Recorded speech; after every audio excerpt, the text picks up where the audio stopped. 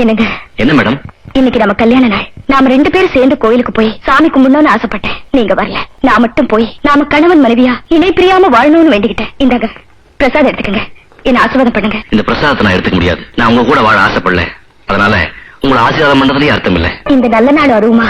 ஏன் இப்படி அபசகுனமா பேசுறீங்க? கணவன் மனைவிக்குள்ள கருத்து வேறுபாடு வர்றது சகஜம்தான். அதுக்காக இப்படி தூக்கி எறிஞ்சு பேசுறீங்களே, இது உங்களுக்கே நல்லா இருக்கா? நான் எதுக்குமே லாய்க்கு இல்லாத மனுஷன், உங்க தகுதிக்கும் திறமைக்கும் பொருத்தம் இல்லாத புருஷன் நீங்க தான் என்ன தூக்கி எறிஞ்சீங்க. உங்க திறமையை சந்தேகப்பட்டது தப்புதான். அதுக்காக நம்ம உறவையே தப்புன்னு சொல்லி உதறி தள்ளிடாதீங்க. கவலைப்படாதீங்க மேடம். நீங்க ஒரு அரசாங்க வக்கீல், நான் ஒரு எதிர்க்கட்சி வக்கீல். இந்த உறவை நான் என்னைக்குமே உதறி எறிய மாட்டேன். அரசாங்க வக்கீலுங்கிற அந்தஸ்து எனக்கு வேண்டாம். இந்த நிமிஷமே நான் பதவியை ராஜினாமா பண்ணிடுறேன். உங்க மனைவிங்கிற பெருமை எனக்கு கிடைச்சா போதும். என்ன ஏத்துக்குங்க. I'm sorry. Please.